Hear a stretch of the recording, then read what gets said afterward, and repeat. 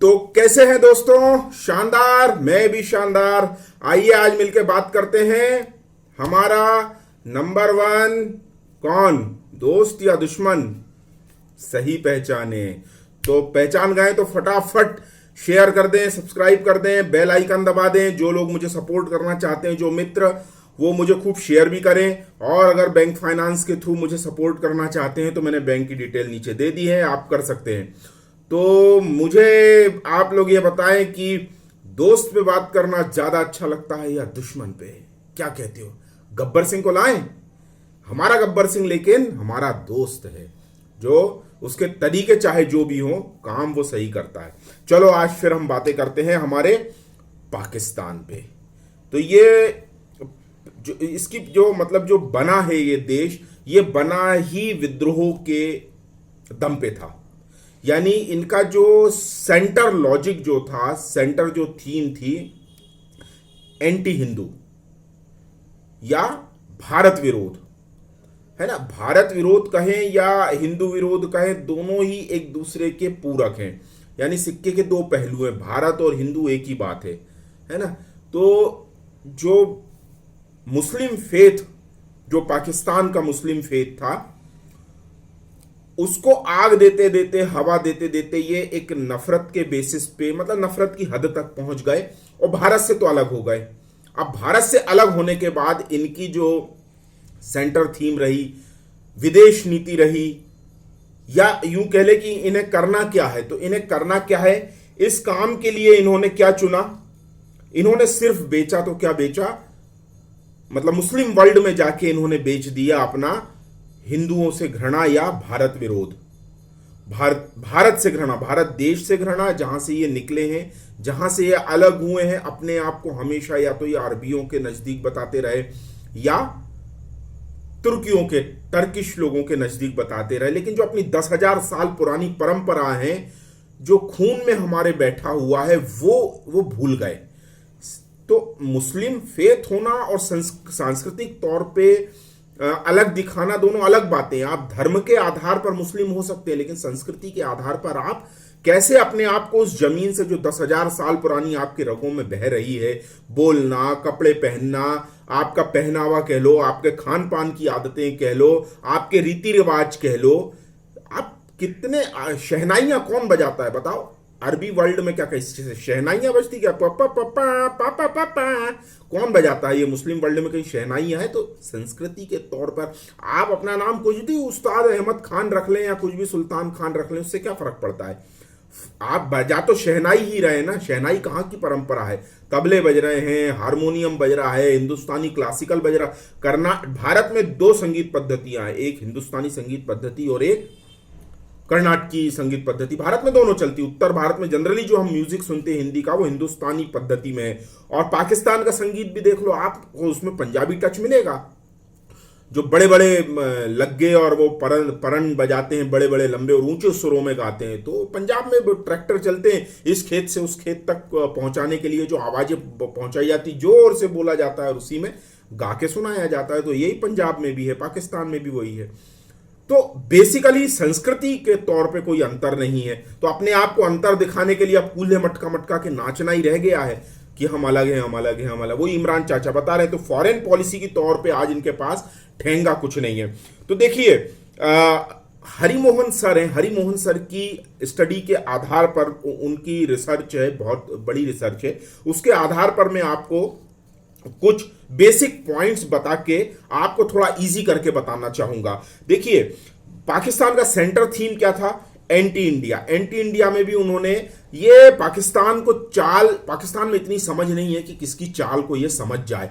पाकिस्तान के पास सिर्फ इतनी समझ है कि नफरत को कैसे पाला जाए, कैसे जिया जाए। और नफरत डाली थी ब्रिटिश इंडिया ने यूरोपियन कंट्रीज में, और इसमें यूएस, अमेरिका का थिंक टैंक भी कहीं ना कहीं जिम्मेदार था। और आज ये लोग उस बात को भुगतेंगे। ये पाकिस्तान को समझ नहीं आएगा, लेकिन European world, specially British India, British जो है आज, जबकि आज जो अगर वर्ल्ड फेनोमेना में, सिनेरियो में देखोगे, तो आज ब्रिटेन को भारत की इकोनॉमी ही सपोर्ट किए हुए, मैं ये नहीं कह रहा हूं कि ब्रिटेन आज एकदम कंगाल हो गया है, लेकिन जॉब क्राइसिस के ऊपर देखोगे तो भारत का टॉप ऑफिशियल सीए जो वहां के कंपनियों में टॉप मोस्ट पदों पर है, चाहे डॉक्टर का हो चाहे इंजीनियर का हो, ब्रिटेन का हो या अमेरिका में का हो। अमेरिका तो वैसे भी बहुत ताकतवर है, फाइनेंशियली स्ट्रांग है, लेकिन ब्रिटिश जो 18वीं और 19वीं शताब्दी में होता था वो आज की डेट में उतना वो इतना बड़ा फैक्टर नहीं है दुनिया पे, लेकिन हाँ है जरूर, ऐसी बात नहीं है, लेकिन भारत उसका बहुत बड़े सहयोगी के तौर पे आज की डेट में देखता है वो। तो यहां पर डोमेस्टिक पॉलिसी को पाकिस्तान ने सिर्फ और सिर्फ एंटी इंडिया या हिंदुओं की नफरत के आधार पर देखा।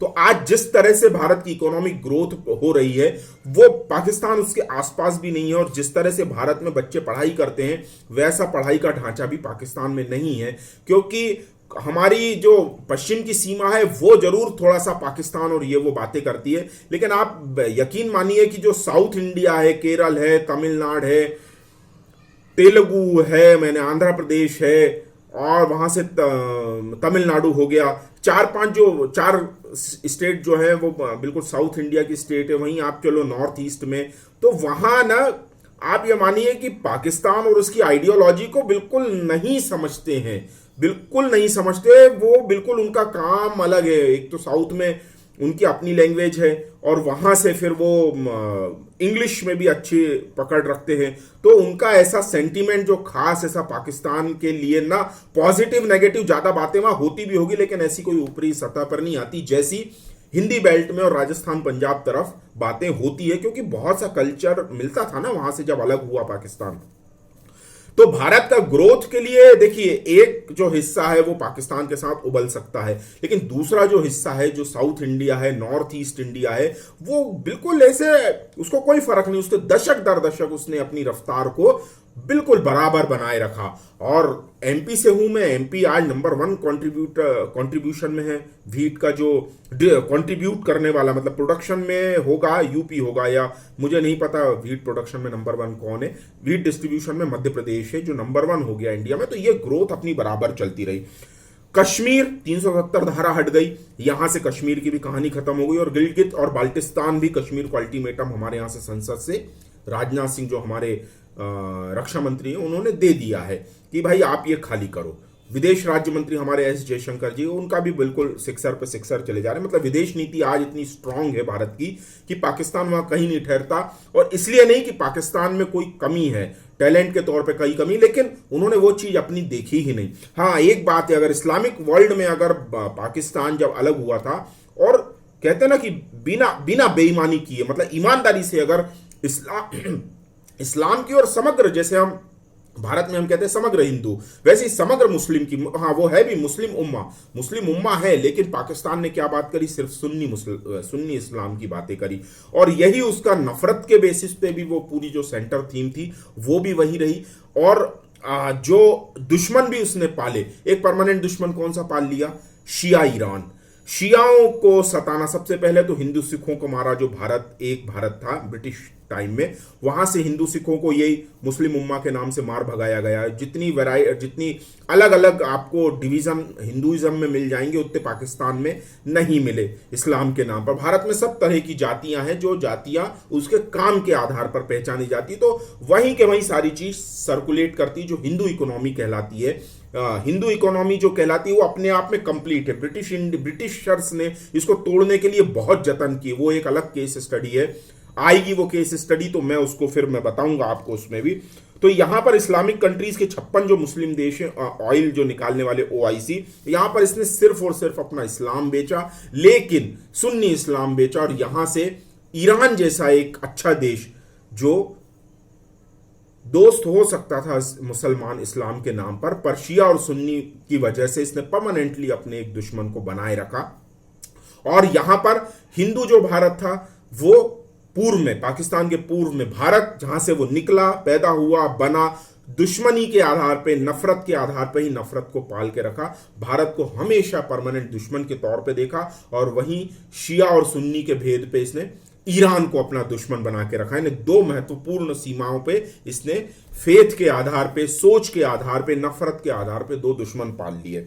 अब मैं आपको थोड़ी सी एक चीज लेके चलूंगा कि जब ये यूएसएसआर डिवाइड हुआ था, यूएस और रशिया में, जो आज का रशिया उस समय यूएसएसआर था, कोल्ड वॉर था उसमें। तो ये दोनों सोच कौन सी थी? मार्क्सिज्म मतलब सोशलिज्म कम्युनिज्म जो सोच आती है वो रशिया से ओरिजिन हुई, जिसका आज लाल झंडा चाइना उठा रहा है। कम्युनिस्टों की अगर हम बात करें, कम्युनिज्म, चाइना में भी 2,500-3,000 लोग हैं जो 150 करोड़ लोगों को हाँकते, और उन्होंने पूरा चाइना की जो मेन लैंड चाइना की पॉलिसी और उस पर सारा कब्जा करके रखा है। तो जब ये यूएस जो है वो आज की डेट में, अगर हम कुछ भी कितने भी आरोप लगाएं, लेकिन यूएस डेमोक्रेसी की बात करता है। आज अगर भारत के साथ सारे देश आ रहे हैं तो वो डेमोक्रेसी के नाम पर ही आ रहे हैं। डेमोक्रेसी मतलब लोगों की आवाज। मोदी आज लोगों का नेता है, प्रधानमंत्री बन के बैठा है। पाकिस्तान जैसा मूर्ख देश नहीं समझ सकता कि असल में वहां पर क्या होती। वो तो बस स्कूलों में भी वो कुछ भी सिखाए जाते हैं, और वो पाकिस्तान आर्मी, वो पता नहीं अजीब अजीब से एक्सेंट में वो बच्चों को कुछ बताते हैं, बस वो पाकिस्तान आर्मी यानी हो गया उनका सब कुछ, पढ़ाई वढ़ाई। तो ठीक है, तो यहां क्या हुआ जब रशिया आया, क्योंकि कम्युनिस्ट जो चल रहे थे वो भारत की एक अपनी एक अलग थॉट प्रोसेस थी कि हमको किसी गुट में नहीं जाना, लेकिन रशिया से थोड़ी नजदीकियां थी, और पाकिस्तान से अमेरिका से उस समय भारत की नेहरू लीड जो भारत था, नेहरू का भारत, उस समय अमेरिका से सीधा उतना हमारा कांटेक्ट नहीं था। एक नेशन के तौर पे लोगों का था, लोग जरूर अमेरिका को पसंद करते थे और वहां जाते थे। तो जब रशिया अफगानिस्तान में आया, यानी एक पड़ोसी, हमारा पड़ोसी होता था अफगानिस्तान, जो अब पाकिस्तान बीच में आ गया। अभी भी हमारी 116 किलोमीटर जो है सीमा वो अफगानिस्तान से लगती, जिसमें पाकिस्तान बलात् जबरदस्ती वहां बैठा हुआ है, वो किसी भी समय भारत ले सकता है। तो एक यानी इस तरफ हम बोलेंगे नॉर्थ वेस्ट तरफ, पाकिस्तान के नॉर्थ वेस्ट तरफ अफगानिस्तान बैठा है। वहां पर ये बैटलफील्ड हो गई किसकी? इसकी रशिया, जो कम्युनिस्ट रशिया है उसकी, और डेमोक्रेटिक अमेरिका की, दोनों यहां पर भर गए और खूब पैसा लिया इसने। पाकिस्तान ने अपनी कोई ना इंडस्ट्री लगाई, ना किसी तरह का कोई थॉट प्रोसेस, ना कोई पैसे कमाने की कोई फैक्ट्री लगाई, कुछ भी नहीं। सिर्फ और सिर्फ वो जो रशिया और अमेरिका लड़ रहे थे उस बेसिस पे खूब पैसा आया इनके पास। 90 के दशक तक खूब पैसा आया, लेकिन वहीं से बर्बादी की कहानी शुरू हो गई। जो तालिबानी पाले थे रशियंस से लड़ने के लिए, क्योंकि वो जिस तरह की वॉर टैक्टिक्स से लड़ते थे, रशियंस को वो वॉर टैक्टिक्स नहीं आती थी और वो बुरी तरह मात खाए और 5 देश वहां से अलग हो गए। वो मुस्लिम देश हैं सारे, वो सारे अलग हो गए वहां से। वहां रशिया हार गया और टूट के यूएसएसआर टूट के रशिया आज का बन गया, 5 देश अलग हो गए वहां। लेकिन जो तालिबानी थे, जो टेररिज्म ही जिनका एक सेंटर इसमें था, कोई उनके युद्ध के नियमों से युद्ध लड़ना उनको नहीं आता था। तो वो जो सिरदर्दी थी, पहले पाकिस्तान को ये अपनी ताकत लगती थी, इसके बाद ये सारी सिरदर्दी अमेरिका ने वहीं छोड़ दी। और आज जो इनकी दुर्गति का कारण है वो वही एक इस्लामिस्ट जो हार्डकोर है, रेडिकल इस्लामिस्ट हैं, जो लोगों का, आम लोगों का भी जीना दुभर कर देते हैं। भारत दशकों इससे पीड़ित रहा, लेकिन जो अमेरिकन लॉबी है, वेस्टर्न जो है, वो इसको हमारे लॉ एंड ऑर्डर की कमी बताता था, जबकि ये सीधा सीधा रेडिकल इस्लामिस्ट थे, जो 9/11 के बाद फिर सारी दुनिया 2 भागों में बंटती चली गई।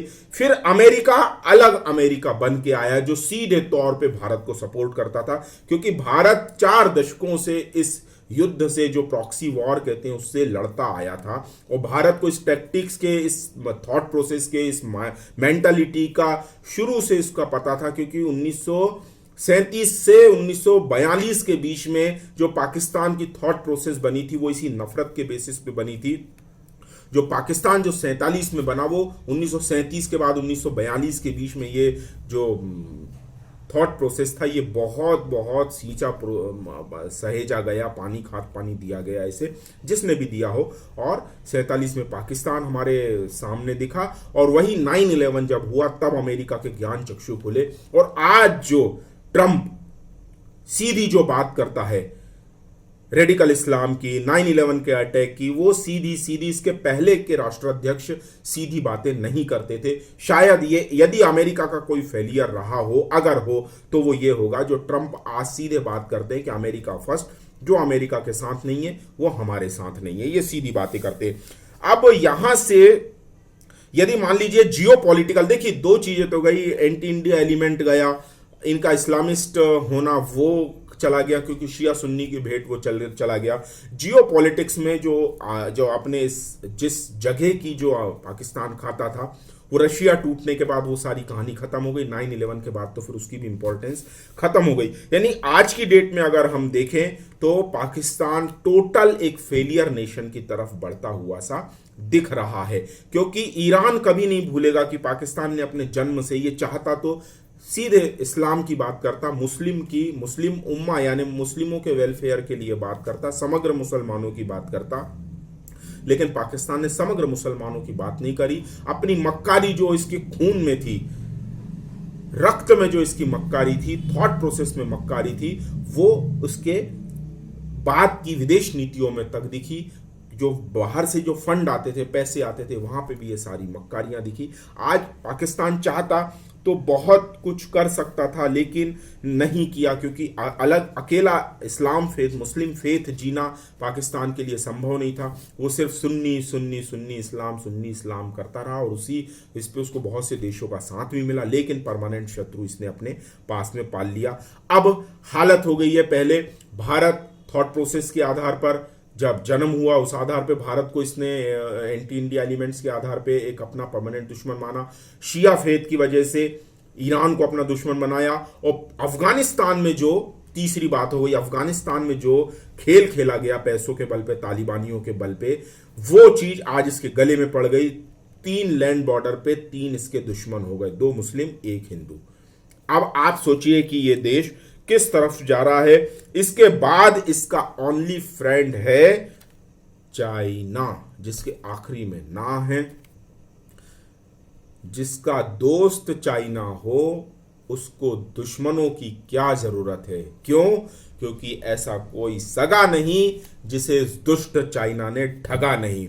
लास्ट में क्या याद आता है? ओम शांति ओम, यानी पाकिस्तान की ओम शांति ओम होना। ओम शांति ओम नहीं, ओम शांति शांति शांति होना तय सा दिख रहा है, क्योंकि पाकिस्तान ने पिछले 7 दशक में कोई भी चीज ऐसी नहीं बोई है जो पाकिस्तान की अपनी हो। सीधे इनकी सेनाएं, कहीं सेना या आर्मी चीफ कहीं भी जाए, जो इनको पैसे दे रहा है वो पैसा दे दे और कुछ भी ले जाए वाली पॉलिसी रही। जनता का कोई इसमें योगदान या जीडीपी जैसी कोई चीज नहीं रही। अब आप लोग मुझे बताएं, इसमें क्या चीज छूटी, क्या चीज आपको अच्छी लगी? कमेंट करके आप मुझे बताएंगे तो मुझे बहुत अच्छा लगेगा। और सारी चीजें क्या होता, 1 वे ट्रैफिक है, आप 2 वे में चलिए। अब कमेंट भी कुछ आने लगे हैं, और लोग मुझे पर्सनली तो बहुत लोग बताते हैं, लेकिन YouTube के माध्यम से आप कमेंट करेंगे ना, तो सभी लोगों को दिखेगा कि ये चीज इस तरह से चल रही है। और फिर कमेंट आएंगे तो चैनल भी दिखेगा, चैनल दिखेगा तो वो आएगा, लोगों के सामने आएगा, और ज्यादा से ज्यादा लिंक में शेयर आप करेंगे तो मुझे और अच्छा कंटेंट बनाने के लिए प्रोत्साहन भी मिलेगा, और मैं समय भी दे पाऊंगा। ठीक है दोस्तों, तो ठीक है, नेक्स्ट वीडियो तक स्वस्थ रहे, मस्त रहे। भारत माता की जय। जय हिंद।